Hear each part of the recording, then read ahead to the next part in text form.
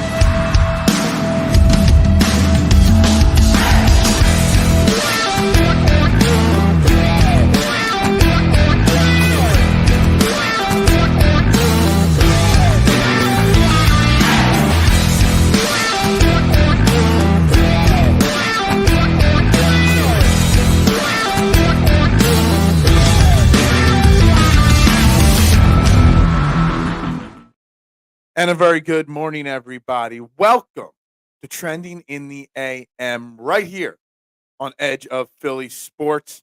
We are live, Facebook, YouTube, Twitter, Twitch. You know the drill.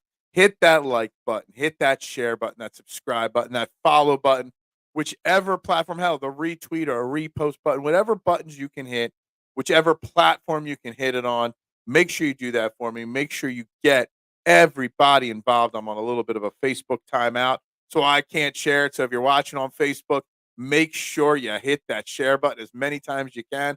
I share out too many shows on Facebook, which has put me in a little bit of a Facebook, we'll call it a timeout right now, which is well deserved because I'm such an awful human being, according to some people. But guys, make sure you do that. Make sure you help me out, guys. I am Phil Stiefel, your host every single morning here. You can find me on all social media platforms at Beard of Knowledge. If I'm on the platform, that is how you find me. And guys, we got lots to talk about. Good morning, little G. Hope you are doing well. Hope that someday the baby on the way is doing well. Got lots to talk about today. A lot left on the agenda from yesterday. More of the Phillies trade talks and what the Phillies need, what the Phillies could do, what the Phillies should do here at the trade deadline as it gets closer. Phillies last night pretty much smoke the Los Angeles Dodgers last night, 10-1. Huge game from the offense. Schwarber's back, Harper's back.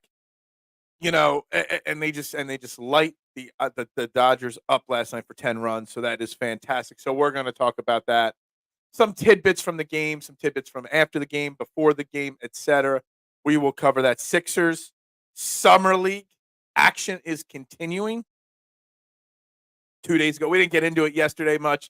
The overreactions from the big win in the first Summer League game, but all of a sudden the overreactions have stopped after they lost last night. So Sixers Summer League action. While I'm not going to overreact, I am going to look at it and try to put positive spins on some of the guys that performed in the first 2 games of Summer League and some of my thoughts on it. Excuse me. Oh, so there's that. Some movie stuff that I want to throw, some fun movie stuff out there as well. Shout out again to yesterday's guest, Ryan Rothstein, for joining us. It was great to have him on the show yesterday, talking Phillies and Sixers and Eagles and briefly. He was a little late, so we didn't get as much time as I had hoped with him. But, you know, it was still nonetheless pretty awesome to see. But yesterday we spent a lot of time discussing the Philadelphia Phillies, whether they should make trades, whether they shouldn't, whether they should go all in and worry about the farm system or worry about the World Series. And last night you see the Philadelphia Phillies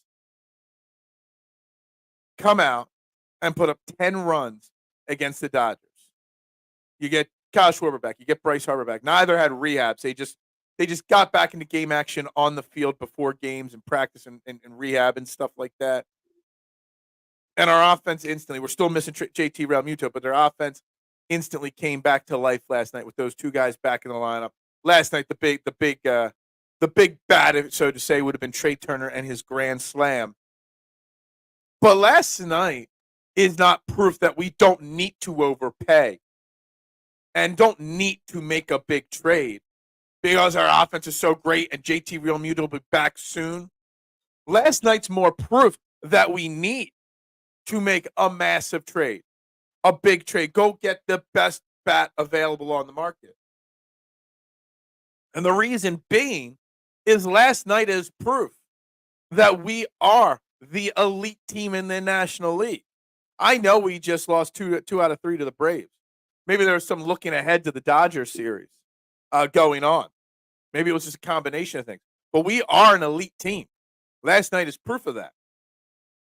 Last night is proof that this team needs to go out and get as many pieces as they can to the puzzle so that is a complete 110% best team in all of baseball when we enter the postseason.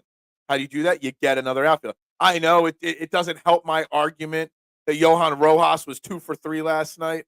Yeah, it doesn't help me. I get it. But you can still upgrade Johan Rojas. Without a doubt, you can upgrade that center field or left field position and slide Brandon Marsh back to center field, whatever you want to do. Last night's 10 runs proved to me that going all in and trading any and all prospects is 110% worth it for the Phillies. That there is no untouchable. Not at all. Good morning, Eric. How you doing this morning? We got a quiet little slow start to the morning here on the show.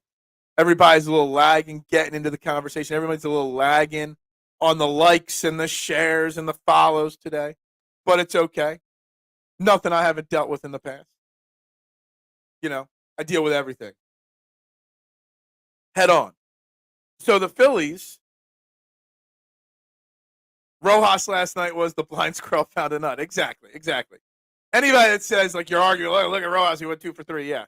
I think the argument, Mike, more is that people are making, look, this team doesn't need to trade prospects because they scored 10 runs against the Dodgers. Man, it's just not the case. Last night was proof that we are an elite team. Last night's proof that this team is on the cusp of winning its 3rd World Series championship. This team is on the cusp of making Red October better than ever before this year. And you do that by making sure Rojas is not our starting center fielder come playoff time. And whatever you've got to do, whether it's Jazz Chisholm, whether it's Cody Bellinger, whether it's Brent Rucker, whether it's Lewis Roberts, whether it's Tucker, whether it's any of those names, you do not let a single prospect in our minor league system, outside of maybe Justin Crawford, hold up any of those deals. You just don't. Outside of Cody Bellinger, pretty much every name on the market is not a rental. It's a 2 or 3 year, controllable asset out there. You do it. You put this team on the path to playing in the World Series at home in Philadelphia, home field advantage. Why is it a questionable morning? Don't you believe in Joe Hendry? I believe in Joe Hendry. Do you believe in Joe Hendry? I couldn't agree more. And speaking of untouchables, how about the Sixers Summer League team? Hey, that's on the agenda today. We can overreact to the Sixers Summer League all you want today. Good and bad. Game 1, everybody's like, oh, this team is amazing. Game 2, everybody's a little quieter after Game 2. I will say, I didn't get to watch much of the first Summer League game between work and other things going on. I did get to watch some of last night's game. I couldn't stay. First and foremost, Eric, before we even talk Summer League or get back to Phillies, can I tell you how much I hate the camera angles for the Summer League just because I'm not used to it, I think? It might be good and something I want to see more of, but right now I'm a little confused on the camera angles from the Summer League. So it makes it hard to watch it. And it's not good basketball Summer League. 97% of the people that played in that game last night will not see an NBA court this season for either team. And that's why I don't overreact. I also don't underreact. I just say, meh. It's the Paul Turner syndrome. It's the Raphael Marchand with the Phillies syndrome. The backup to the backup does really well, so everybody wants them to be a starter or be on the team. Grain of salt. Grain of salt. Mike, I agree. You just trade. You do whatever you can do. You get a World Series championship. Number 3 in this city. I'm starved for titles. I have no problem selling my soul to the devil. I said it. I mean, obviously 12 through 19 was a terrible stretch. But I said it in 08. Well, sell the soul for the devil. To the devil for that title. And we did what we did. And it made 14, 15, 16. By 18, 19, it was a little frustrating. But early on in the struggles for the Phillies, I could care less. We sold our soul for a Super Bowl title in 2017. We made trades. We made free agent signings. We did whatever we got. We got the Super Bowl. Yeah, it ended up backfiring. And by 2020, we were dreck. Luckily for us, the Eagles are quick rebounders. Howie Roseman, knows how to turn things around pretty quickly when the going gets tough. I don't.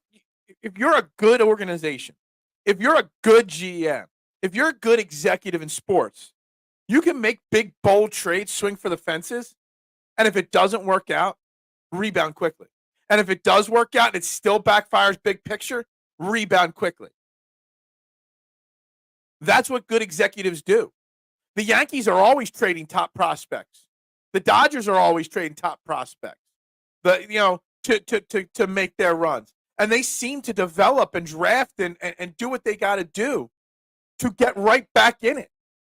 The Lakers are always trading people. The Celtics are always making big deals. If it works out, great. If it doesn't, you move on. You fix it.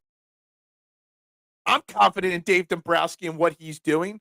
Swing for the fence. You got to trade Aiden Miller. I'm confident in what he's doing with our minor leagues as a whole right now, or the people working for him in the minor leagues, that if you lose Aiden Miller on a trade, we win or don't win a World Series, the next Aiden Miller will be here. Maybe even this weekend in the Major League Baseball draft. Round 1's Sunday? Live stream right here, Edge of Philly Sports, talking the entire Major League Baseball draft, which, again, just like the Summer League sickos, Major League Baseball draft viewing party is a bunch of crazies, but it is what it is. I love that Mother Tucker. I'll take him. Better than Rojas in center field. Logs in for Sixers talk. Look, we're here. We're here to talk Sixers. I saw some good and some bad from John McClain. It's John McClain. It's not Jared McCain. It's John McClain now. Can we get a picture made up of Jared McCain in the Nakatomi Tower with Hans on the other side of it? Like, with his smile and his laugh, McCain? Can we do that thing where John McClain's laughing with the gun taped to his back? Like, we could do that. Some good things from Bona. Last night, the thing that impressed me the most about Bona was not the 5 or 6 blocks, not the he's got this motor and this over-aggressive defensive style that needs to be toned down. He looks like Paul Reed did last year still. Hopefully he could develop that aggressiveness and learn how to throttle down a little bit. The thing about Bona that impressed me the most was 6 for 6 from the free throw line.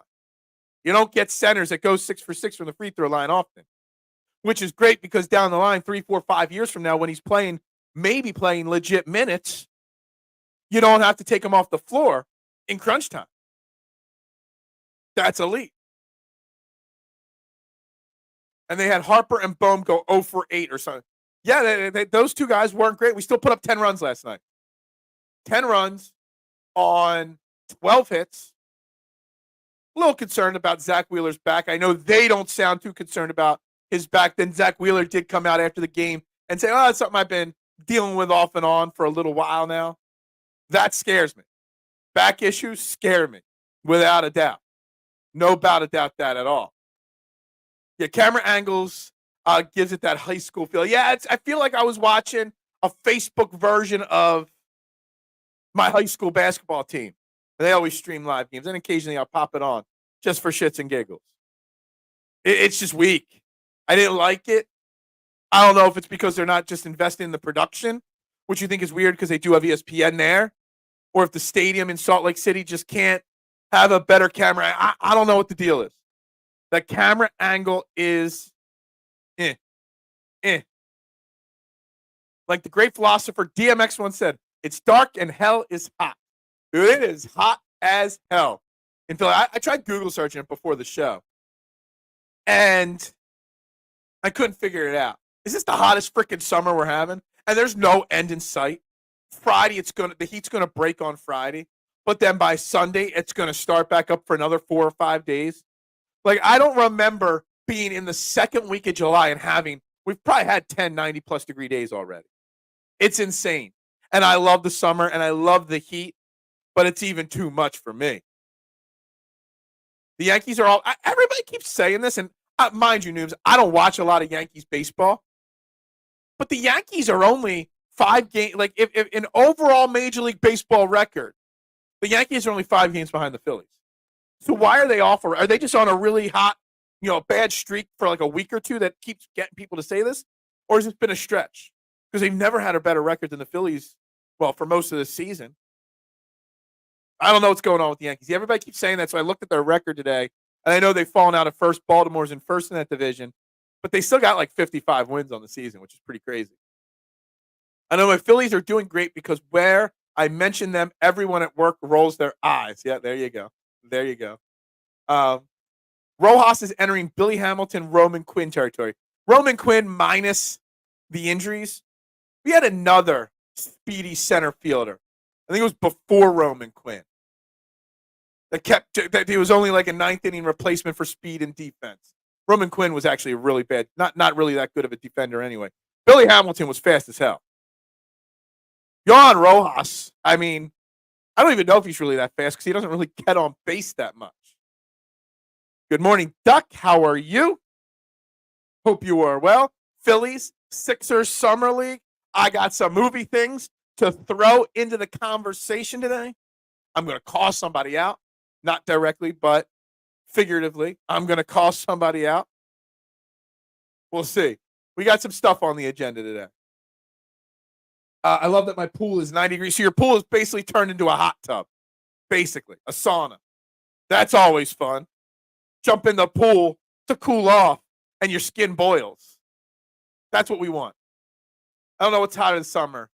Dunkin' Donuts hot coffee, the summer, or Dunkin' Donuts hot coffee. Dude, and a guy that lives most of his life in a pizza shop, in a hot-ass pizza shop. We don't run the air because it's not strong enough. It's brutal. Brutal. And it kills business. Because the last thing anybody wants on a hot summer day at 4 o'clock in the afternoon is a hot-ass pizza. Killer. Killer. Is Roman Quinn the tribal chief? I do not acknowledge Roman Quinn. Roman Quinn was only fast. He couldn't even luck into a hit. Rojas lucks into a hit occasionally. Occasionally, Big Al. I'm assuming Big Al under the EOP banner here today. There was one other center fielder right before Roman Quinn. I can't quite, not Ben. It was before Ben. It was after Ben Revere. Ben Revere was another awful center fielder that was terrible, just a fast, small guy. So you just stick him in center field. I feel like that's just what you do. If you're a small guy with speed, let's just throw him in center field. Doesn't matter if they don't have a cannon of an arm. Hit him in the 1 hole or the 9 hole, whatever. There's somebody in between Ben Revere and Roman Quinn that I'm thinking of, and I can't quite put my finger on it. I believe in Joe Hendry. Mitchie Poo, somebody better strap a world championship on this guy's back. He's got, I honestly, last night, I watched NXT last night after Summer League ended, only for I knew the fact that Joe Hendry was going to be there. And he really doesn't strike me as a great wrestler. Like, I didn't see anything. That was the first time I watched one of his matches last night. Don't do anything special. But that guy's got the it factor. He does. I love it. Strap a title TNA, strap a title NXT. Hell, strap the freaking Universal World Championship to him. I don't care. But I believe in Joe Hendry. Joe Hendry equals money. Yanks are 5-16. Okay, so it's been more than a week or two. It's about 3.5 weeks. I don't know what happened. A lineup obviously isn't scoring according to you. I don't know if pitching's bad as well. 5-16 is really bad. No. I remember who Odubel Herrera was. There was another young, up-and-coming, fast center fielder. Maybe it wasn't even with the Phillies. I just remember someone else in that Roman Quinn beginning era. I'll do some deep diving later. I don't know. I'm drawing a blank there. Yanks. Oh, I already put that one up there. Where's your shop, Phil? As my buddy owns one here, and I live in Linwood, New Jersey. My shop is, as always got a menu for advertising purposes. Fox's Pizza Den, Kennett Square, PA. I've been there for 16.5 years, and it's always hot every single summer in the pizza shop. Obviously, we got big fans, we got screen doors, whatever. But let me tell you something. This summer has been excruciatingly worse, and we're not even halfway through July. Am I the only one that enjoys a room temp pizza or even one right from the fridge? Oh, I do it. I mean, we keep slices at the shop. I keep them in the fridge instead of out on the counter so everybody can see them. I hate pizza shops that leave sliced pies out on the counter for everybody to see. Oh, I want that one. Oh, I want no. You don't know this, but those slices sit there for a long time.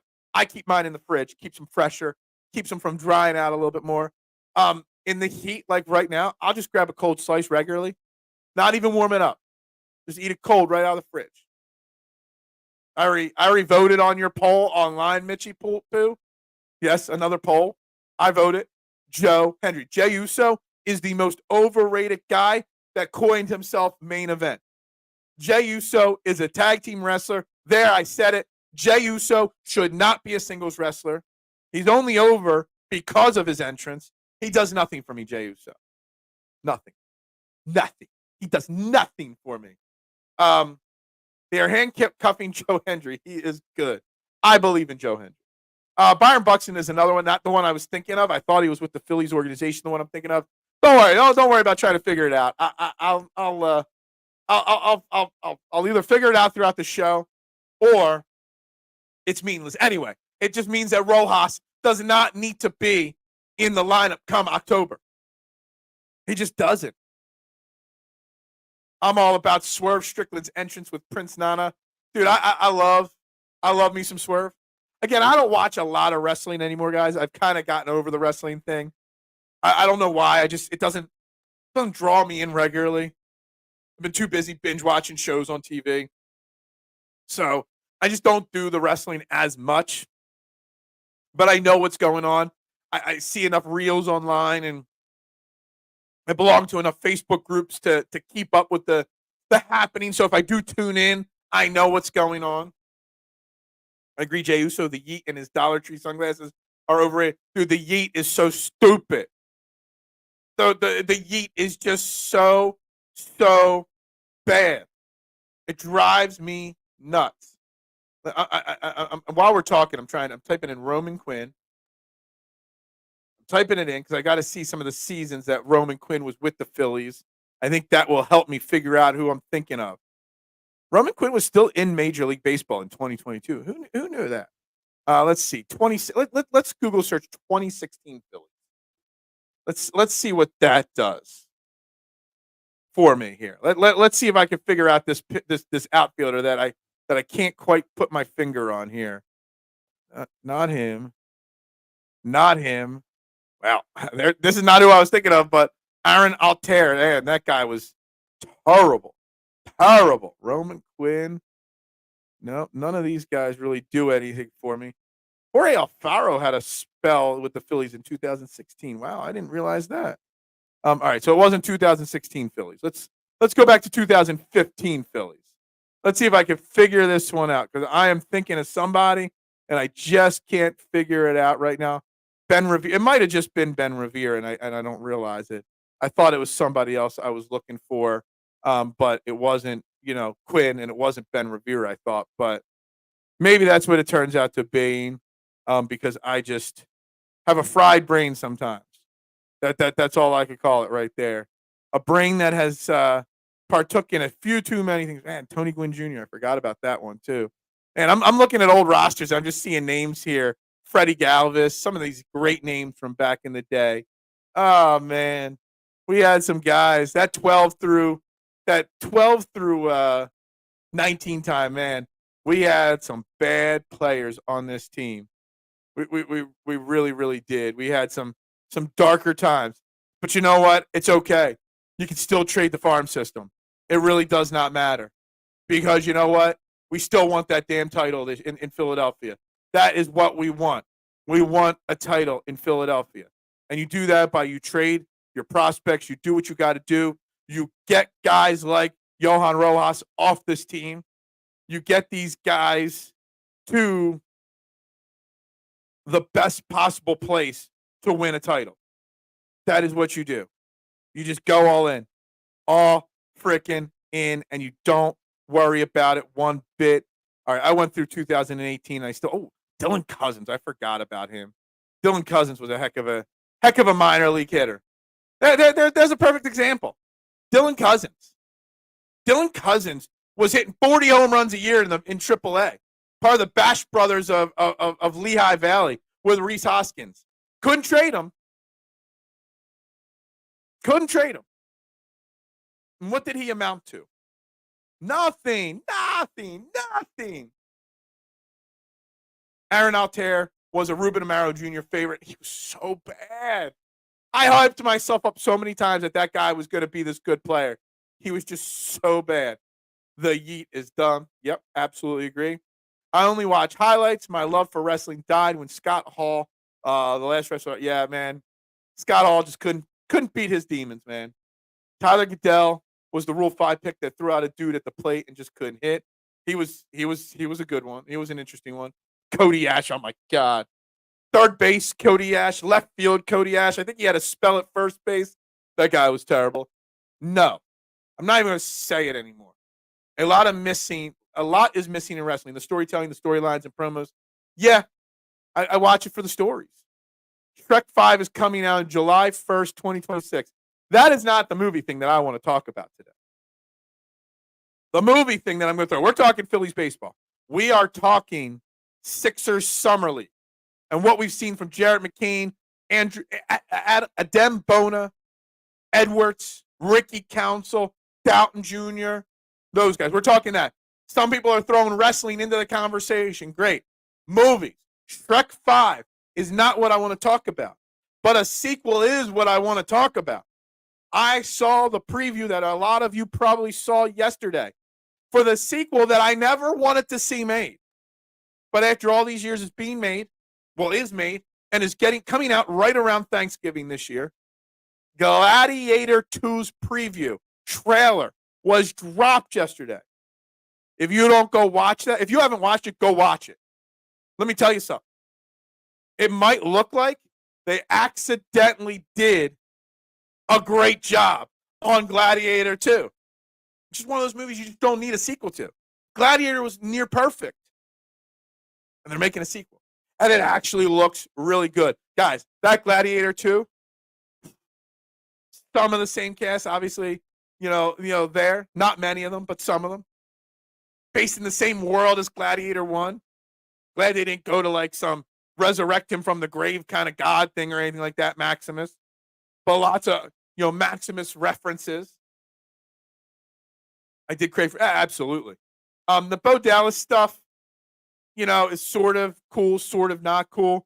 What intrigues me about the Wyatt Six stuff was at the random part of Raw, which I caught, was when Adam Pearce went into his office and Bo Dallas, not, Uncle Howdy, was sitting in his office.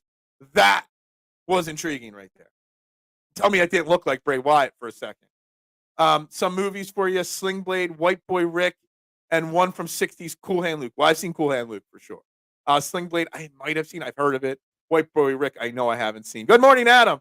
The best morning show in the entire country. Damn straight. And you know what? Everybody tries to copy what I do on the morning show. And everyone doesn't realize how hard it is. And everybody else wants to talk some trash. about me behind my back. But you know what? I focus on me. I focus on you guys. I focus on doing and being the best person I possibly can be. I don't get in the drama. But yet I keep getting sucked back into drama, Adam. And you know what I'm talking about. And the fact that now 4 people in the last 2 months have told me about a certain somebody, talking about me, directly and subtly, talking about me, drives me up a freaking wall. Keep my name out of your goddamn mouth. Keep my name out of your goddamn mind. The reason why you fail and struggle is because you're too focused on everybody else and telling everybody this time is going to be different. Just do you. Do you. You guys don't know. You love this and all. You love the interaction here. I know a lot of you watch other shows as well and other networks as well. But man, the drama that is behind the scenes in content creating and in YouTube worlds, God, it's worse than high school, and I hated high school. Drives me nuts. Keep my name out of your damn mouth and mind, man, all right? Gladiator. Gladiator 2, man. The previews for it, man. If the trailer is the only good parts of it, that trailer was amazing. I'm just going to say it. I think I know who it is. Adam Hazley. Adam Hazley's not who I was thinking of, but that was one. I actually thought Adam Hazley had a lot of potential, Noobs. The thing with Adam Hazley, what happened with him personally? Didn't he take a step away from baseball for a while? And I don't know. He never came back with us. We traded him away, whatever. Whatever happened of Adam Hazley? Do we ever know what really caused him to take a step away from baseball for a little while? Oh, my God. You thought the Gladiator trailer looked bad? Are you nuts? I thought it looked fantastic. I was hyped. To Kill a Mockingbird 2. I saw the Beetlejuice 2 trailer. That looked kind of cool. I'm not a huge Beetlejuice fan. I'm just not. It's good. It's okay. I know my wife loves it. But not my favorite. If you're going to resurrect Maximus, you should just do a God of War movie. Yeah, there was no need to resurrect him. They didn't resurrect him. They just left his memory and his sword hanging and his words written in walls and in stone. It's obviously a direct follow-up, 15, 20 years later after Maximus dies at the end of Gladiator. Spoiler alert. I thought it looked entertaining as hell. 100%. Gladiator 2 is like Daryl Morey 2024 Office. They might have accidentally did a great job. Love the reference right here. Love it, Eric. Gladiator 2 is like this. This is 100% how I feel about the trailer. Now, trailers are very deceiving. A lot of the times, great trailers are literally all that's great from a movie. Literally. But, yeah. Axel Foley isn't a bad summer movie. I canceled Netflix. And I feel like I've got to bring Netflix back just so I could see Beverly Hills Cop 4. I've seen the reviews. I've heard it's fantastically good. And I know it sounded weird the way I said that it's not a fantastic movie, but it's a really, really good movie. And very entertaining. Summer kind of flick, fun, entertaining. I will at some point, unless I find a way to watch it not on Netflix. I will probably have to, drop the $20 and re-get it for a month just to watch the one movie. Nobody cared about the sequel for Gladiator, but if you haven't seen the trailer, I think it's must watch. It's a movie you got to go see. You believe in yeet. Yeet this, Mitchie Poo. Surprised Kevin Bacon took that movie. Phil on In the Morning is like Mr. Perfect, simply perfect. No, I'm nowhere near Mr. Perfect's level. I am not perfect. I'm not perfect. On the side, the Simply Perfect vignettes, when Mr. Perfect tries to shoot a basketball, it's so bad. But it's so great. I love it. And he was actually a really good athlete in real life, and I know he could shoot better than he did in the vignettes. But, yeah, no. Yeah, dude. EOP, man. The drama drives me nuts. It does. It does. I've seen so many people try to copy this morning show, process that I do, and they all either stop or fail because they don't realize how much work it takes to go live every single damn day, and not just for 20 minutes, for 90 minutes every damn day, and do this. Yet instead of worrying about trying to figure out how you're going to do it, you keep spewing nonsense about me. Get it out of your mind, people. I'm tired of it. I don't focus on the negative. I focus on the positive. That's right. Smash that like button. Gang, good to see you today. I'm a little bit of a Facebook tiff right now. I can't share things out. So I need you all to hit that share button more than ever before today, guys, because I can't do it. I think COVID got hastily. Maybe that's what it was. It could have been, for sure. I thought you didn't like CGI. Gladiator 2 has to have plenty of CGI. It's not that I don't like CGI. There's realistic looking CGI and there's not. I just thought it looked like an entertaining movie. And maybe once I see the whole thing, yeah, it won't be. I won't think of it as highly as I do of the trailer. But the trailer looked good. I like the story that they're trying to tell. I like the fact that they actually have Roman battles going on. I love the Roman Empire, the history of the Roman Empire and that era of history and the studying of how wars played out in that time frame. You don't realize I considered being a history major in college for a while. I just chose not to be a teacher, so I didn't know what else I could do with a history major. So I didn't want to teach, so I dropped that major idea. But I love that time. I love old times, periods, and studying it. And the Roman Empire is fantastic. And the way they used to do battle back then, seeing a battle scene, being in, I love it. Yeah, there might be a lot of CGI, but yeah. Stop. All these sequels and prequels tell you that Hollywood has nowhere to go. Absolutely. And nostalgia is money, Duck. Without a doubt. They know what they're doing. People are going to go see it. If it brings back the nostalgia. I don't know if Gladiator 2 is nostalgia or running out of creative ideas. I think it would fall into the running out of creative ideas. And they're using the reputation. You could have just not called it Gladiator 2 and just called it something else. And it would have been and it wouldn't have done as well. But by calling it Gladiator 2, it'll draw ticket sales, especially early on. Tobias Harris is greater than Yeet. That is 100% accurate. It's the first thing that 100% is Tobias Harris is better than. Or you could say Tobias Harris is the Yeet to Joe Hendry being the Paul George. How about that?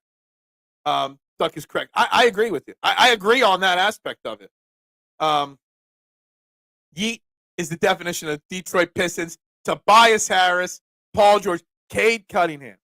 $270 million. I don't care what Paul George is getting paid. I don't care what Tobias Harris is getting paid. The worst contract in basketball right now is Cade Cunningham, 5 years, $270 million. Prove me wrong. Cade Cunningham, $270 million.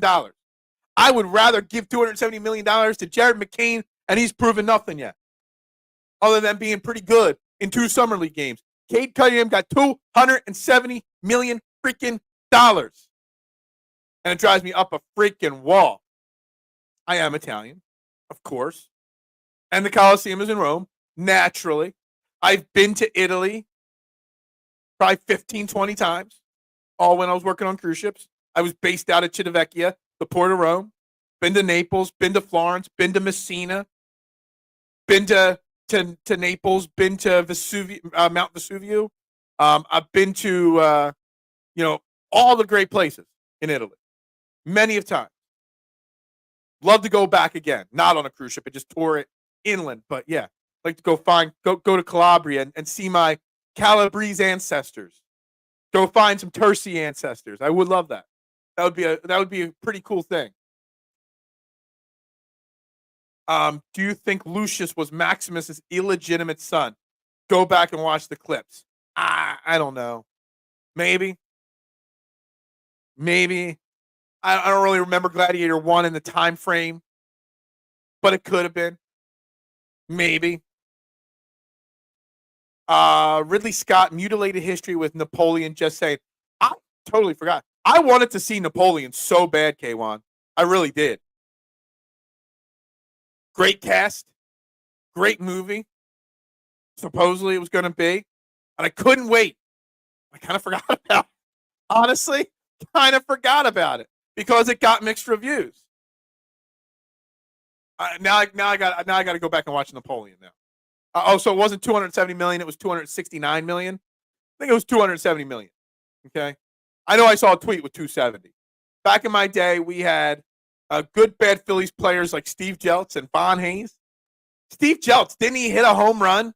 The first switch hitter in Phillies history to hit a home run from the left side and the right side of the plate in the same inning.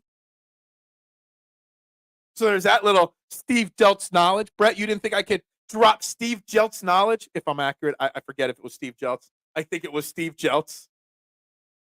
Von Hayes, Dickie Thon, Tom Herr, Ben Carmen. Oh, I could deep dive names from the late 80s, early 90s like nobody else can. Kyle Abbott, not Jim Abbott, Kyle Abbott. I could drop names on you, Brett, just so you know. So Detroit area is having economic issues. Could it be inspired with how the Pistons choose to spend? I don't know. If Jason Sullivan was watching right now, my golf fairway to heaven co-host, that would be somebody since he lives up in the Detroit area, Clawson area. That's who you would, talk to on that one. But it's insane. Ralphie did not like Gladiator, really. Von Hayes was the switch hitter. Steve Jeltz was a switch hitter, too. There was a Philly back then that hit a home run from both sides of the plate. It was late 80s, early 90s. I wanted to say it was Steve Jeltz. Now I got to Google search that. Steve Jeltz. Phillies. There's got to be something on his. Trade it to the Royals in 90. This is a story here on him. I bet you this is it. I gotta mute that because there's a video playing. Steve Jeltz etched in Phillies history lore forever. Lightning shocked everyone by hitting 2 home runs, one from each side of the plate, leading the Phillies from a 10-0 first inning deficit to a 15-11 victory. So, yeah, Steve Jeltz hit 2 home runs, one from the left side, one from the right side in 1989. Just so you know. So there is some Steve Jeltz switch hitting knowledge for you. Just so you know. Ridley Scott to direct Napoleon Dynamite 2 in 2025. God forbid. Andy Van Slyke. Yo, the Pirates, big rival back in the late 80s, early 90s of the Phillies. Brett, big rival. Andy Van Slyke, Doug Drabeck, Kyle Drabeck's dad, Bobby Bonilla. There was an infielder on that team that I'm drawing a blank on now. Anyway, those late 80s, early 90s Pirates, they used to give the Phillies some trouble. Didn't do it in the same inning. It was just in the same game. Yeah. But Steve Jeltz, the first Philly ever, hit 2 home runs from different sides of the plate in the same game. I thought it was the same inning, but different. Do you think Maximus was Sicilian? No, he was a Spaniard, right? He was a Spaniard. Isn't that what they say? Detroit basketball is bad, yeah. So if the entire NBA agrees to play only first and second year in regular season and playoff games, the Sixers should win a championship. Yeah. Well, they're only 1-1 in Summer League, Barbara. Everybody was overreacting to the big win, and Ricky Council's 28, 29 points after the first Summer League game, and Jared McLean, how he looked. Then they go out and they lose last night to the Grizzlies, and everybody's quiet. Ricky Council didn't even put up 10 points in Summer League action, and people want him playing 25 minutes a game for the Sixers. Get the hell out of here. If you're playing Summer League basketball, that means you are either A, a rookie, or B, not good enough to play regularly on a playoff NBA team. That is the only two things. And, Barbara, it comes back to the Paul Turner syndrome. Philly fans love the 15th guy on a bench, the AAA player that can't quite hack it in the majors, the practice squatter that makes a great catch in practice. Philly loves those guys. It's why I spent last night on Twitter so much time arguing about Garrett Stubbs or Marshawn as the backup catcher. Who cares about the goddamn backup catcher? Come playoffs, he ain't going to see the field. We're infatuated with the unknown or the bad that have glimpses of good in them. I was 4 when I was at the game when Bob Denier had a walk-off inside the park home run. I've read about it. I wasn't at that game. I was at my big claim to fame of the bad Phillies was 1991. Kyle Drabeck was 1-14 for the Phillies. His one win was a late July Saturday night against the Dodgers. We won that game like 11-5, 11-6, something like that. It was his only win of the year. And we never went to Saturday night games as kids. My dad always took us to Sunday games. It was cheaper. It was easier to get into, less crowds. But it was the first and only time he took us to a fireworks game. And it was amazing. And the crowd, I mean, Kyle Abbott only went like 5 1/3 inning. He gave up like 4 runs. It wasn't even a quality start. But he came off the mound with the lead, and the Veterans Stadium just went nuts for him. And he ended up winning the game. Just one of those weird, wacky, random memories from the awful days of Phillies past. Yeah, $270 million in Detroit could solve a lot of problems, Eric. I'm not positive, but I think it could do a lot of good. Who wins more games this upcoming season, the Lions or the Pistons? Oh, my God. I'm going to go Pistons, but by a hair. But by a hair. Yeah, Von Hayes was a left-hander. I didn't think he was a switch hitter, but maybe he was. He might have been a switch hitter.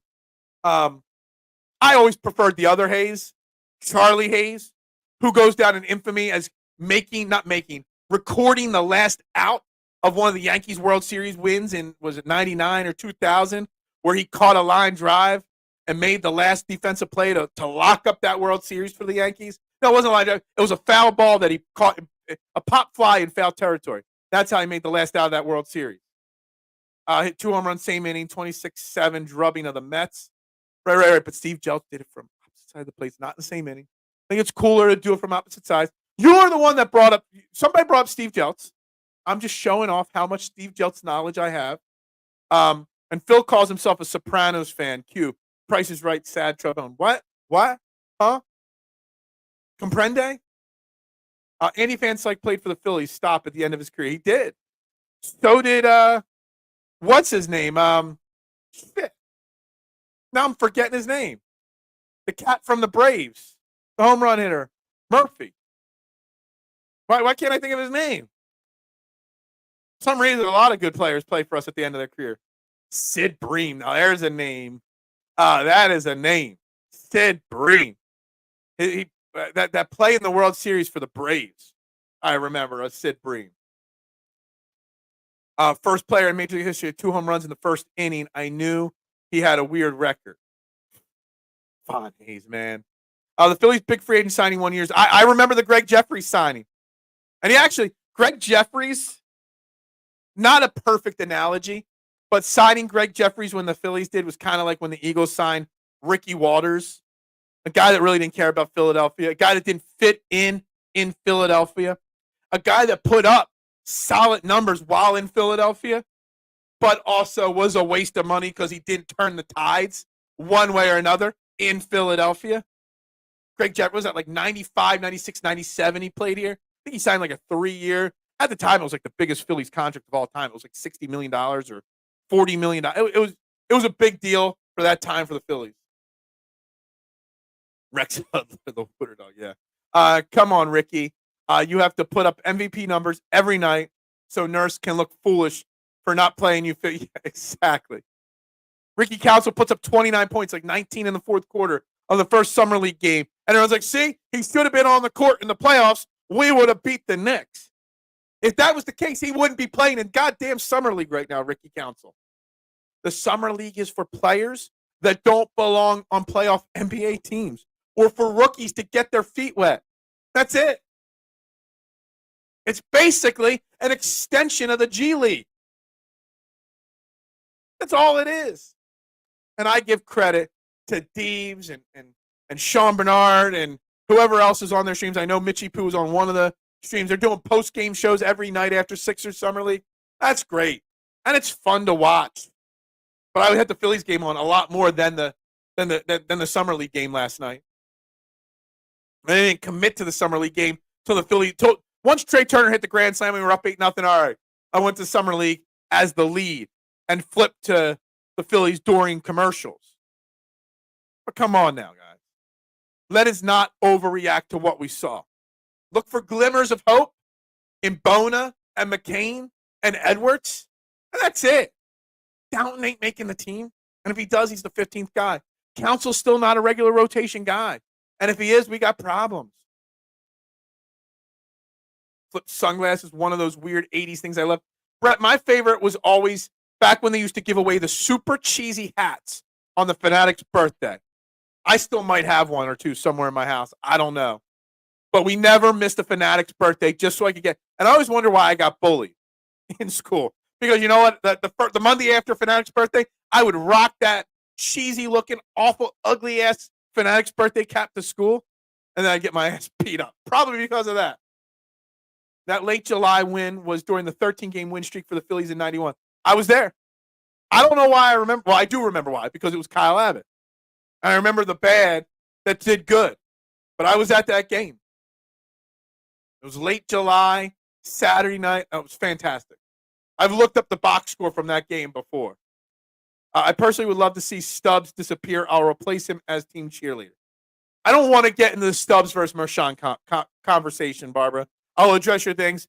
The Phillies record with Stubbs versus Marchand, there's a huge difference. Marchand might be slightly hitting better in a very small sample size. But the vibes, the cheerleader, as you call it, that Stubbs is, come playoff time is huge. And the Phillies win more when Stubbs is behind the plate than Marchand. Plain and simple. So stats don't lie in that aspect. Edwards plays soft as cotton. He's going to struggle to make an NBA roster. Look, I didn't see anything last night that made me say, everyone's like, oh my God, this guy should have been drafted in the first round, not been an undrafted free agent. It's a weak draft class, and a guy went undrafted. But yet people are slotting him in to the Sixers rotation already. Mister, make it make sense. I don't get it. I don't understand it. I don't want it. I don't get it. Ricky Council still looking. That is for sure. Has Bronny played a second Summer League game yet? I know he went 4 points on 20% shooting. I heard rumors that he's going to join Team USA probably.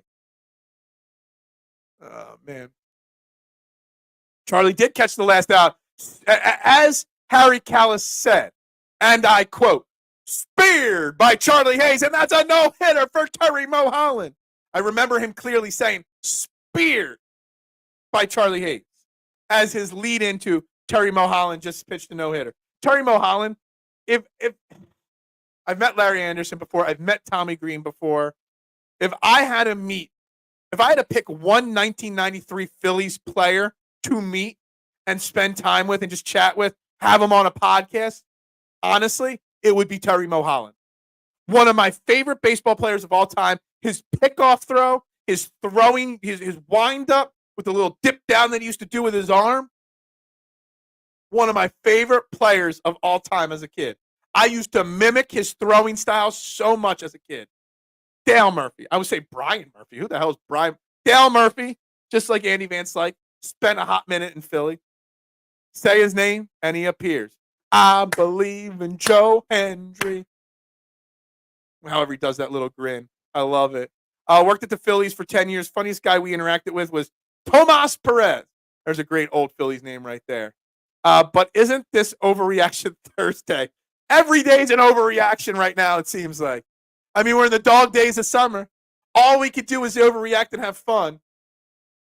The Summer League I take nothing from those games. I really, literally, I'm trying.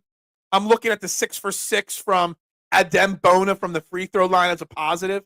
But the guy, what I saw last night from him told me he should not see the floor for the Sixers other than in mop-up duty anytime this year. Way too. If you think Paul Reed was too wild and out of control at times, Andrew Bona, I can't even say his name. Adem Bona is 10 times worse. He's got potential. Guys, he needs time. Back in 93, watching Phillies baseball was the best entertainment. No entertainment. Yeah. Dude, in 93, you know what my summer days were? Playing a 23-inning game of wiffle ball from sunrise to sunset and then watching the Phillies game in the living room with my brothers and my dad. That was a summer back in 93 for the Stiefel household. My uncle was the first PT Pat Croce hired. They grew up together, and I got to go backstage at the I Feel Great shows, and I still have the Painters hat. That's pretty awesome. That's awesome. That is awesome. All right, we got to pause for a second here. We're almost 55 minutes into the show. We're past 55 minutes. I haven't read one of our great sponsors yet. So let's start off with the best, SherryTickets.com. Great moments don't just happen. They happen with you in the crowd. Sporting events, concerts, theater tickets, no hidden fees. The price you see on the website is the price you pay, unless you use exclusive promo code EOP10 and get an extra 10% off. You see a $50 ticket, you ain't going to get a $200 bill at the end. It's going to cost you $50 or $45 if you use the EOP10 promo code. Go to their website, SherryTickets.com, or call them 610-494-5050. Just make sure you mention, if you call them, Edge of Philly Sports, trending in the AM. That's right, SherryTickets.com. And, of course, PhillySportsTrips.com. You want to go to Brazil to see the Eagles take on the Green Bay Packers week 1 of the NFL season? They're saying you can wear your green now as a fan. You could. I don't know if you would or should, but they're saying you could. They got a great trip to go see the Eagles week 1 of the NFL season, which is going to be here before you know it. They also have other great tailgating packages to go to Italian Heritage Celebration at Citizens Bank Park. They're taking deposits to see the World Series champion Philadelphia Phillies start their 2025 defense in Clearwater. You could go see the Union. Why? I don't know why you'd want to see the Union right now. They'll just take away your signs, but you can go see the Union. Of course, all the Eagles tailgate and takeover specials in Tampa, which would be pretty clutch. You could see one in Baltimore. That'll probably be a bus trip. And, of course, Dallas takeover. F Dallas. That's right. There's that. So, PhillySportsTrips.com, SherryTickets.com, guys. Make sure you use them and make sure you mention Edge of Philly Sports at all times when you're watching them, guys. I appreciate it. Back to the comments. Who's better, Dominic Mysterio or the 1-2-3 kid? I love Dominic Mysterio. The fact that the kid has no wrestling talent whatsoever. The kid is so good. I think he's taken X-Pac heat to a new level. So in the 80s, I wore my light Phillies jacket in the middle of winter and got sick because of the cold. The nuns didn't care, and my parents got pissed off because I was sent home. Yeah. Sounds like something. Nuns don't want, yeah. The nuns in the 80s just didn't care about anything. They didn't. Sister Mora, Sister Barbara. They were the two I remember from Holy Cross. I know there were some others. I really hope like Gary Trent Jr. is like Oubre last year and we get him. Yeah, I saw that. I don't know how we financially do it. The Raptors offered him 15. He wants 25. We don't got 25 million. I don't know if we could do 15 million. We'd have to do a sign and trade. I doubt Gary Trent would leave 15 million on the table to take a 1-year veteran minimum here in Philly. If he would, it would put the Philadelphia 76ers over the top in my mind. That would be great. Then you can move Oubre to the bench. Gary Trent can start in the backcourt with Maxey. Then you'd have your backup backcourt of Oubre and Gordon. McCain would be your 5th guard. I would love it. Would love it. Summer League is like the NFL. Yeah, it's like the XFL or the UFL. It's like the IFL. It's not good. Marshawn can't play in a backup role. He is absolutely a better catcher than Stubbs, but he needs the reps. Dude is daycare age. Look, Marshawn's been around for a little while. Isn't he like 26, 27? And he's just barely made his imprint in the pros. He might be a better pure hitting catcher than Stubbs. But the records tell me a story that Stubbs is the better option. Plus, that chemistry, that value he puts in the locker room does mean something, in my opinion. McCain looks like he belongs. He does. I was impressed with his ability to get to the rim and his change of pace speed that he had. I was impressed with some of his point guard distribution, controlling the offense skills. He's still got work to do. Remember, he's going up against guys that might not even make a G League roster next year, Fred. Just remember that. Same thing with Bona. Blocking machine. Wild and out of control. Needs to learn to hone that in. It might take time. But he shot 6 for 6 from the free throw line, and that is good. But get Ricky out of Summer League if I have to watch turnover after. Dude, Ricky Council is not a player on a contending team. Ricky Council in Detroit might get 25 minutes a game. Ricky Council in, I don't know who's going to be the worst team next year. Washington would play 25, 30 minutes a game. But in Philly, if he sees the court, we got problems. Got to go. Got to do a countdown for best play. Oh, I thought you were saying you're leaving. Sorry. To end no-hitters, perfect games because, yeah. Left LaFlop said Bronny was injured and couldn't play in the second Summer League game after upping for 4 points. Yeah. LeBron, man. Bronny, man.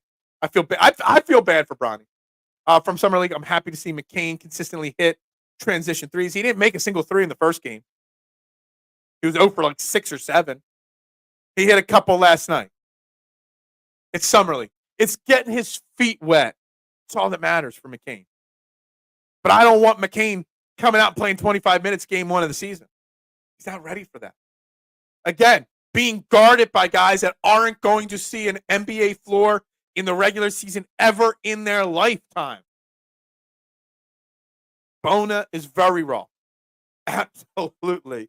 And I'm hoping Mitchie Poo makes a joke about this because I think there's about 9 immature, childish jokes you can make about this comment. But Adem Bona needs 2 or 3 years of work. Just sitting in a lab, learning how to play for real. There's potential there. There's energy there. But he's a raw version of Paul Reed, which we couldn't wait to get rid of. So you want a lesser, maybe a higher ceiling, but a lesser Paul Reed playing minutes this year? There's the Mitchie Poo that I love. That's right. We got some ticket things. Yeah, no. Everybody's checking. I haven't, there's no edit to the other one. Memorabilia is still spelled wrong, Barbara. Because supposedly it's a thing. Dykstra was a huge scum to me when I was in high school. My uncle almost fought him in a restaurant for me. So yeah. Thank goodness for Crucker and Morandini. Yeah, absolutely. Dalton, Dave Hollins. Nuns as the 80s came with a 12-inch ruler. Yeah, absolutely. Our Sister Moore, Eric, she had what was known as the steel finger. She'd point at you and accidentally hit you in the chest with her 2 fingers point. Well, actually, it was 1 finger. It was just so fat it looked like 2 fingers. And when she would hit you so hard, you'd feel like you were being hit with a bullet in the shoulder. You'd have bruising right here. When she went, you need to do this. Parents didn't care because our parents were probably hit with whips by the nuns in the 60s. Gary Trent had issues with Nurse. Yeah, I heard that. That's fine. Darius Slay had problems with Matt Patricia, and they got along just fine. Maybe they did. I don't know. I think Gary Trent could get over his issues with Nurse if it gives him the best chance of winning a title. And then setting himself up. Remember, next year's free agency, there's going to be even more. You think a lot of money is being spent this year. Next year's going to be even crazier. So maybe he takes a 1-year cheap deal to come here, have a chance at a title, and then goes and hits free agency next year. Middle class in the NBA is disappearing. Morey is correctly waiting it out. That's an interesting way of phrasing it. I like that. There's a lot of guys, not just Gary Trent, Sadiq Bey, Precious Achua. There's a whole bunch of guys that should probably have gotten $15, $20 million deals and haven't. They're just waiting it out. Maybe one of them will be available on a minimum contract. Maybe. Plays older than 19, but need to see it under. Exactly. We're not talking about pro defenses here. How we're talking borderline all-star game defense being played at moments last night. And not because they didn't care to play defense, because they just weren't good enough. Pump the brakes on the summer league. I love this. I saw somebody try to compare Ricky Council to a young Jimmy Butler, and I'm like, no. But Ricky Council also isn't 22 years old. Isn't Ricky Council like 27, 26, something like that? He ain't no spring chicken. I want TikTok to be great so I can name him Zest Curry. I want Jared McCain to be great. I want him to be the next diamond in the rough like we found with Tyrese Maxey. I just don't think it's going to happen. Brian James tore his knee ligaments in high school. Any swelling, the Lakers medical staff are going to sit him because you got to protect him for the NBA Finals when him and his dad are hoisting a trophy. B. Bona is T-ball, Paul. Right now. Absolutely. I'm probably taught a young Terry Hogan the finger poke of doom. Probably. I've thought about that joke before when I brought up Sister Mora. Didn't Slay get a sudden surgery on his knee? He did. Absolutely. You know, now that you mention that, you're kind of on par with that one right there, Brett, without a doubt. McCain is a scrappy player. He's going to spend a fortune getting his nails redone. Who cares about his nails? Sister Mora threw books at you. Sister Mora fell asleep in class one time on us. I don't know if she was still sixth grade for you or not. She was sixth grade for me. She was picking her nose on her little stool in front of her podium, which the running joke was always they built the school around Sister Mora, not put her into the school. She was sitting there, then the school got built. She was picking her nose one day in class. Then all of a sudden, she's just sleeping like that. She literally fell asleep in her stool in the middle of class with her finger in her nose. Thank God that, well, I wish I had a cell phone camera back in whatever sixth grade was. If I graduated in 93, 94, what would a sixth grade been? 90, 91? Yeah, there were no cell phone cameras back then. Tyus Jones would be my dream get right now. Excuse me. If you could get Tyrus Jones and Sadiq Bey or Precious Achiuwa, then I would all of a sudden be talking about, yeah, we could compete with the Celtics. Go do that. Go get me Tyrus Jones. Is it Tyus or Tyrus? Tyus Jones and Sadiq Bey. Then you can call it. Then you can be as uber positive as you want to be. Sister Barbara was the principal early in my elementary school, and I think she moved on and someone else took over late in my elementary school. But I still remember Sister Barbara. She had big, puffy, black, curly hair. She was very nice to me. She's the one when I got into my first fight, put me in her office with the other kid that I got into a fight with, looked at us as both, even though I threw the first punch. And she looked at me and she's like, Phil, obviously you had nothing to do with this. Go back to class. And looked at the other kid. I still remember that. And Sister Barbara was like, no. You're good. You obviously had nothing to do with it. I was the golden child. There will be a lot of bad teams next year for Cooper Flagg. It's going to be tank for Cooper Flagg. And all right, this kid's 17. And because he put one shake and bake in Team USA practice, he's going to be a good kid. But again, let's not put too much pressure on a 17-year-old kid right now. Ricky is only 22. For some reason, I heard somebody say he was older. But, dude, Ricky Council is not somebody that is going to make contributing minutes, positive contributing minutes on a playoff, not a playoff team, a title contending team, which is what we want and expect the Sixers team to do. Trust me on that. The fact that I was done elementary school, that I was moving into high school. I was going into high school the year Mitchie Poo was born. It was like the other day at the pizza shop, chatting with my employees, and someone asked me if I remember my freshman year of college. I'm like, dude, that was so long ago. And I looked at the employee that said that. I'm like, you weren't born when I graduated college. She's like, yeah, huh? You know I'm 21, Phil. And I'm like, Alasia, do you realize that I graduated college more than 21 years ago? A lot more? Well, actually, not a lot more, like year? 22, 23 years ago? I was like, do you realize that? And she's like, oh. And then when she said, oh, I was like, damn, I feel old right now. If McCain turns into another Maxey, 40% of the city will have black nails.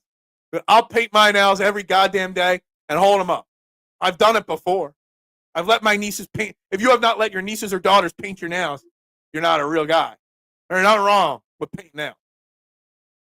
Maybe I'll paint my nails for tomorrow's show in support of Jared McCain. Maybe I'll let my wife paint my nails tonight.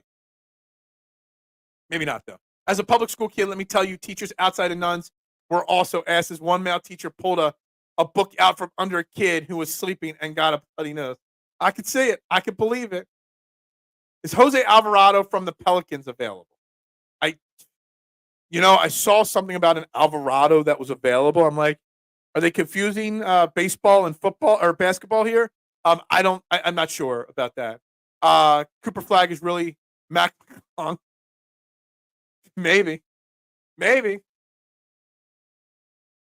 Yes. Oh, man. This is why this is the number one morning show in Philadelphia. We can have serious debates. We can talk everything. Sports, movies, TV. We can have fun debates, and we have fun with the comments.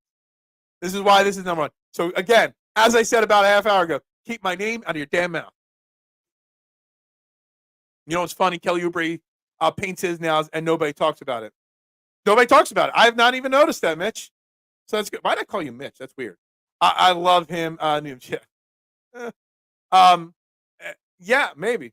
Guys, whoever it is that comes to Philadelphia, whoever the next edition, if they need a good lawyer to review the contract offer from the Sixers, if their agent's on vacation, they can call the best lawyer in Pennsylvania. I mean, he specializes in workers' compensation. He specializes in motor vehicle accidents, personal injury, criminal law, but I'm sure he does it all. David R. Cherry of the Cherry Law Firm. Give him a call, 610-565-0300, or go to cherryinjurylaw.com and let him fight for you and get you what you deserve. He is the best. Again, David R. Cherry of the Cherry Law Firm, cherryinjurylaw.com, 610-565-0300. Make sure you let him know. EOP, trending in the AM, is where you heard about him. And, of course, Dolan's Bar memorabilia giveaways. 65-plus years, they've been the quintessential Irish-American dive bar in Delaware County, 24 East Sellers Avenue, DolansBar.com, Facebook, Twitter, Instagram, TikTok. Find them on all social media platforms. When you go in, tell PJ and the crew you heard about them on Trending in the AM on Edge of Philly Sports. Tell them you want to see Phil do a live 8 a.m. show right from Dolan's Bar in his old stomping grounds of Ridley Park area. DolansBar.com, guys. Make sure you check them out. We're into the final 15 minutes of the show today, guys. Yeah, it felt really weird calling you Mitch. Like, it was just an honest mistake. Just going to throw that out there. I did not mean to call you Mitch. It felt very uncomfortable doing that, just so you know. Got all the cherry and four-leaf clovers.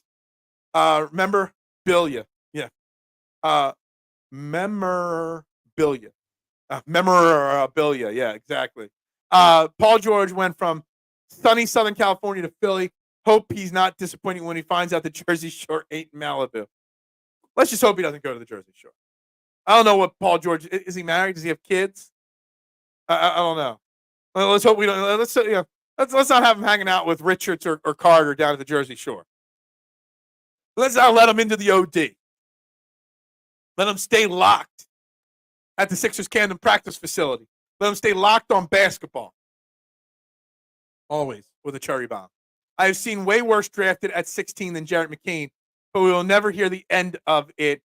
Yeah, exactly. Because everybody wanted him. Let's just remember, guys. Jared McCain, people are saying should have gotten drafted higher than 16. But let's also remember how weak of a draft class this actually was. People are calling this worse than the expectations of the John Wall class. There's no expectations for any of these guys to be stars, to be superstars.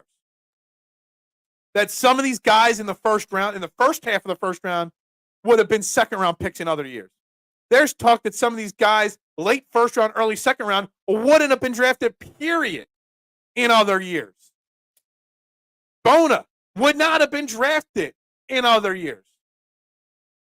So when people say Justin Edwards is a steal of an undrafted free agent or a two-way contract, whatever we signed him to, guys, he didn't get drafted in the weakest draft of the last 10, 12 years.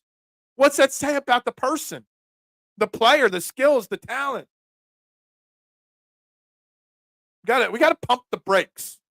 I think McCain can turn into a very solid guy here in 2 to 3 years. That's why we need Gary Trent or Tyus Jones. So there's not as much pressure on the Sixers to play McCain much right from the get-go. You want to give him 5-10 minutes a game? Fine. When Maxey misses a game, sure. But we need another guard because McCain needs time. I don't want Bona to see the 4 at all unless Joel Embiid has to sit a game. Yeah, I mean, he did live in Indiana for a little while. I'm sure Indiana Pacers area gets plenty of snow. So, Paul George said the Indiana fans were tough. Did he say that? I mean, he's got a big rude awakening coming. It was a 3-way contract. It wasn't a 2-way contract. It was a 3-way contract. Gotcha. Even Barb with the jokes. One of these lucky bums in this draft will be an all-star in 4 years. In 4 years. Not this year. And we got somebody on Twitch comment and click this link for cheap views. Dude, if anybody clicks links like that, you got to be stupid. Wait, you're telling us to pump the brakes and you're all... Yeah, there's a big difference between Gladiator 2 and Adem Bona being a bona fide all-star. That's right. I don't know how you financially make Steve. And Stevie, I miss you. I haven't done a show with you now in like a week and a half. I miss you, buddy. We'll have to get you on later. This week or next week. I actually have 3 guests lined up. 3. 3 guests lined up for next week. 2 football and 1 basketball. There we go. 2 football, 1 basketball lined up for next week. Lots of different conversations with a lot of different guests next week. But yeah, I don't know how you make. I'm not a salary cap. And the NBA salary cap is the most complicated thing in the world. And I think they have $1 million free under the first apron and like $10 million under the second apron. They have some vet minimum spots. They have KJ Martin, who they can use as an asset in a trade and take on some of that. I don't know how they do it. But go get Tyus Jones right now. Then sign Sadiq Bey or whoever bottoms out on this middle-class market to a vet minimum. Now we're talking. Then go add Kyle Lowry and Marcus Morris as back-end rotation guys on vet minimums. Now all of a sudden you're talking. Now you're talking bona fide team. Mr. Situational Ethics here. Oh, situational ethics. I have no ethics.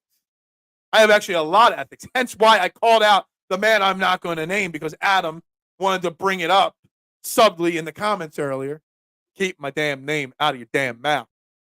You want to copy what I do? I don't care. The fact that you are mad that I talked about the Phillies trading prospects yesterday, something that I have been talking about for my entire life as a fan, trade prospects, and you want to call me out because I supposedly copied your show? I didn't watch your damn show. I stopped following you once you became a D-bag to me early on. And I kind of totally forgot about you. So in the last 2 months, 4 people have mentioned you mentioning me privately and publicly. Like that's, I don't even, I could care less. Ridiculous. You know what? I need to have some fun. We got 10 minutes left in this show. If this show has not been fun enough, I'm going to bring the ultimate movie question for the final 10 minutes of the show. Either or. Let me tell you something. I put this on Twitter, and boy, did it spark a debate between a lot of people. All right? Who is the bigger movie villain? Okay? Who is a bigger villain that doesn't get credit for being a villain? Rose from the Titanic letting Jack drown, on her deathbed thinking about the 3-day fling on a cruise ship 70 years prior and not the family she raised and her kids and her husband of 50 years and throwing the jewel into the ocean. Or Jenny from Forrest Gump, who avoids Forrest his whole entire life and then only sleeps with him once she already knows she's contracted AIDS. And then says, I'm dying here, take our AIDS baby. Who's the bigger villain? I love you, Jenny. Oh, I'm going to go off and hang out with the Black Panthers instead and do blow. Or Rose, I'll never let you go, except I'm going to push you off into the ocean and let you freeze to death and drown. Two of the biggest villains of all time in movie history. Not Commodus from Gladiator 1. Not Tavington from The Patriot. Those are the two biggest villains. I need to know who you think is the bigger villain of those two. I'll give you my Thanksgiving apron. It might help you on the salary cap. Yeah. Dude, I don't get it. NBA salary cap is crazy. I'm not angry. I'm disappointed that I ever let that person part of my life. That I ever tried to help that person. That where I ever went and tried to grow their platform for them. It is what it is. Everybody can't like everybody. Me, I just try to focus on me and my people and what I do and being respectful. I like to look at myself in the mirror and look at a good person. But other people just can't stop themselves. Maxine McCain called himself M&M's. The jumper melts in your face. Kind of like it. Tell him to eat. Yeah, pretty much. Pretty much, Dante. Tired of it. Tired of it. Legend has it that Phil's first words were trade. Honestly.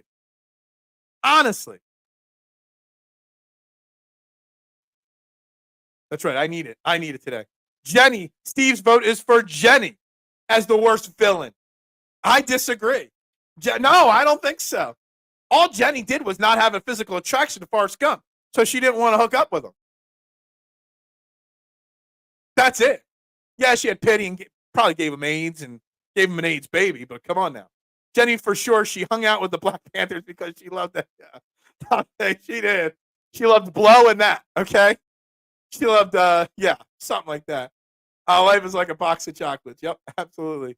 I miss Jenny. Yeah. Look, let me tell you something. Nobody's going to comment on the fact that Rose from the Titanic is the worst person of all time. Not only did she not think of her husband and kids when she was dying, she cheated on her original fiance on the Titanic with Jack. So she's a cheater. She's a liar. She's a murderer. God. I bet that other guy does. Yeah. I'm the only one talking about AIDS babies on the sports morning show. I'm the only one. Eric, hey, Rose hands out finally. Was a secret villain being the first celebrated stalker. Yeah. If anything, he was. Forrest Gump is more like, what's his name? From the Karate Kid, Daniel LaRusso. Secretly a villain. Using an illegal crane kick. Pouring water over a bunch of kids just trying to get high in a high school bathroom. Trying to steal a guy's girlfriend on the beach. Realistically, Daniel LaRusso is the villain, not Johnny Lawrence. Realistically, Forrest Gump is the villain, not Jenny. Taking advantage of a mentally handicapped individual. Who does that? Jenny does. Only once she gets AIDS. Also, Jenny, she was a terrible guitar player. I forgot about that, K1. That actually might be another check mark on her side of the equation, for sure. I'm so glad. We just spent 5 minutes on this already, and I got so many comments. I had to bring this conversation up. M&M's awesome. They should paint that on their nails. Big Al, can we get an M&M T-shirt made up for the EOP channel? General Zod and his crew from Superman 2. I don't know. Rose might supplant them. I know General Zod's a bad person, and his crew were awful. Well, let me tell you something. Rose, one step above. Just saying. You got to think next level thinking. Cheating, ruining generational wealth, letting a kid I mean, basically, Leonardo DiCaprio was just a kid, young, homeless, dumb kid, poor. Just let him die. There was more than enough room. Absolutely. Or you can rotate it. You get up here and I'll float for a few minutes so you can warm up a little bit. Just rotate back and forth if it was sinking. Seriously. Go find some of the life jackets that are floating on the dead bodies in the ocean. Pull one of those off of them. Seriously. Yeah, it's such a bad movie. And I'm a guy that, worked on cruise ships. I love the cruise ship lifestyle. It's a terrible, long movie. Rosa also sank the boat.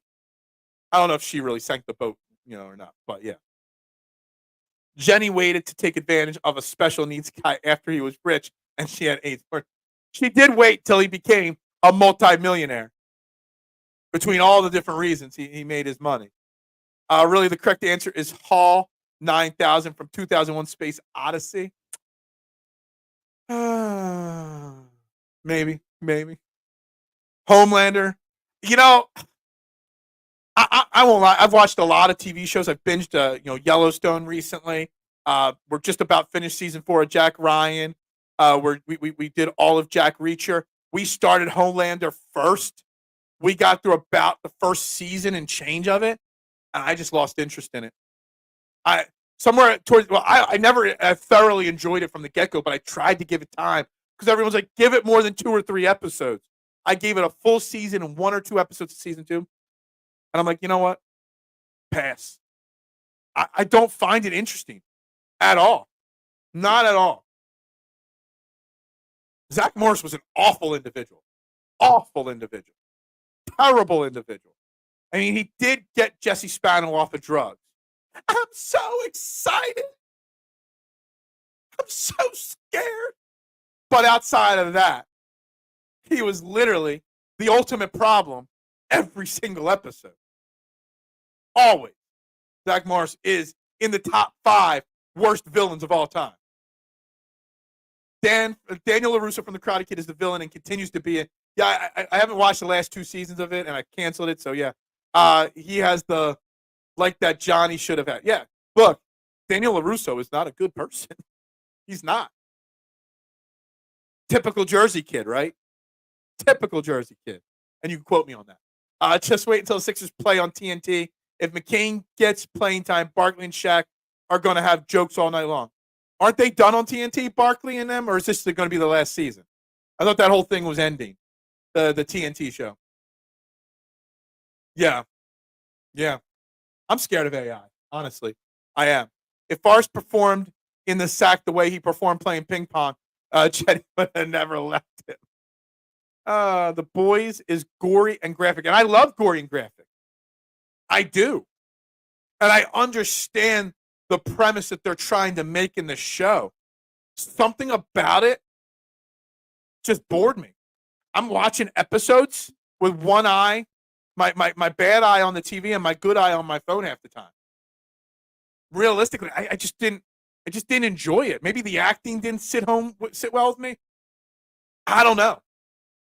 I understand what they're trying to tell story-wise with it. I just don't like it. Good one that Dan has a punt. Daniel LaRusso does. Gene Hackman in The Quick and the Dead. That's actually a very underrated Western movie. Great cast in that movie. Yeah, Gene Hackman. Gene Hackman plays a great villain. Indiana Jones is not a villain, but is mostly not consequential in his own movies. I've heard it. This theory was brought to relevance, thanks to the Big Bang Theory bringing it up and in reels and shorts all the time. You take Indiana Jones out of the movie, everything still happens the same. So Indiana Jones literally plays no actual part in Indiana Jones.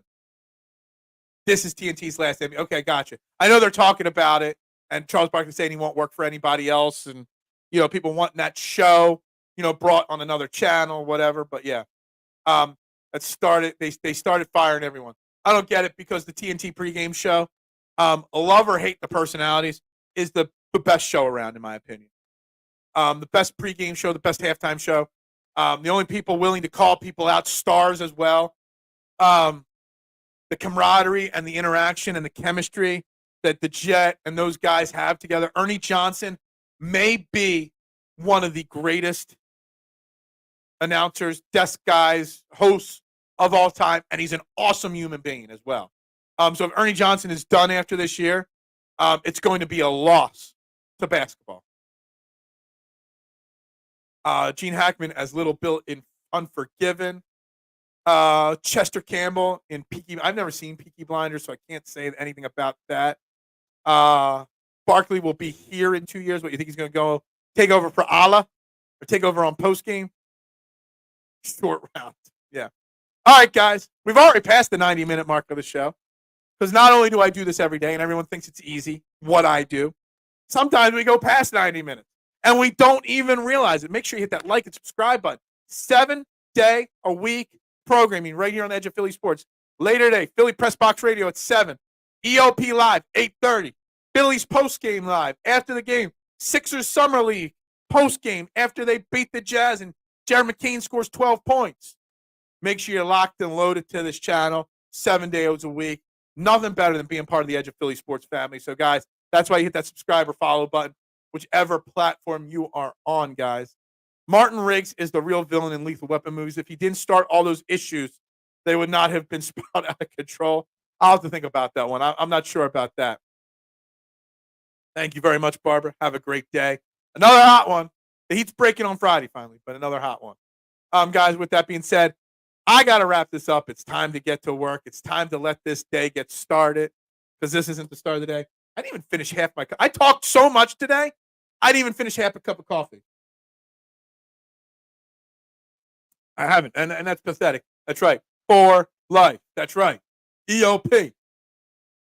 We got to get an EOP NWO style shirt made up. That is a shirt right there. The E, the P, and the little O. And then underneath it, for life. That's right. The great one. I don't know about the great one. But one, I never talk trash on anybody else. I don't talk trash on the other content creators. I don't start beefs. But everybody can't keep their goddamn name, my name, out of their damn mouth.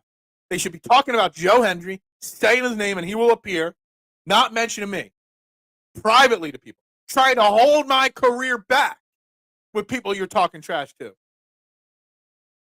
That's right. We always end it like that. Jess asked him, yeah, we believe in Edge of Philly Sports. We believe in Phil Stiefel, right? Mitch, do you believe in me? Anyway, guys, with that being said, like he said a few seconds ago, Duck, it's ring that bell. It's go Birds. It's I believe in Joe Hendry. And finally, guys, bubbles up to you.